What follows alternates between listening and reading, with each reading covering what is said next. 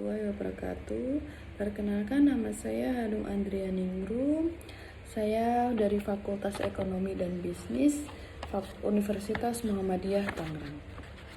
Saya akan menjelaskan tentang teori trade-off teori dan pecking order teori. Yang pertama, saya akan menjelaskan tentang trade-off teori.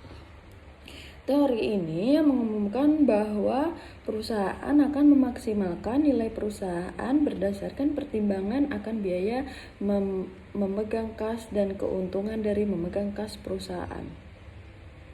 Perusahaan melakukan cash holding dikarenakan adanya keuntungan yang berasal dari motif transaksional dan motif berjaga-jaga. Keuntungan dari transaksional motif adalah perusahaan bisa menghemat biaya transaksi dengan menggunakan kas sebagai alat pembayaran selain harus melikuidasi aset.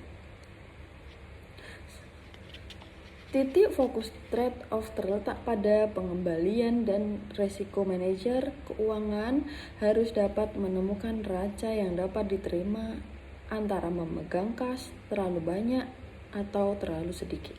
Karena investasi kas yang besar dapat meminimumkan peluang insolvensi perusahaan.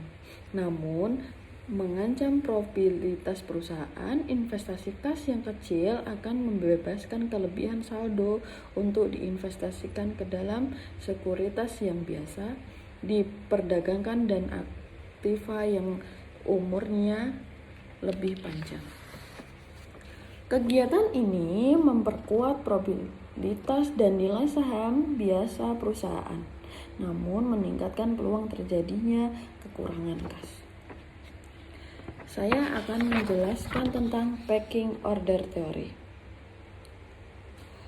Berlawanan dengan trade-off teori, pecking order teori menganggap bahwa tidak ada tingkat cash holding yang optimal, tetapi kas memiliki peran sebagai penyangga antara laba ditahan dan kebutuhan investasi. Kas akan bersedia ketika profit yang dihasilkan perusahaan melebihi kebutuhan investasinya. Ketika kas bersedia dalam jumlah yang terlebih dan perusahaan yakin akan profitabilitas investasi mereka, maka kelebihan kas akan dibayar pada para pemegang saham dalam bentuk dividen. Pecking order teori mengumumkan adanya urutan sumber dana dalam pembuatan keputusan pendanaan perusahaan. Berdasarkan teori ini, ketika perusahaan membutuhkan dana untuk keperluan pembiayaan investasi, seharusnya perusahaan membiayai dahulu. Jika keperluan untuk investasi tidak dapat dari pendataan internal, maka perusahaan akan menggunakan pendataan eksternal dari utang sebagai sumber pendanaan kedua dan ekuitas sebagai sumber pendanaan terakhir. Teori ini membuat perusahaan tidak mempunyai target kas optimal sehingga perusahaan akan cenderung menyimpan sisa kas dari hasil kegiatan operasionalnya.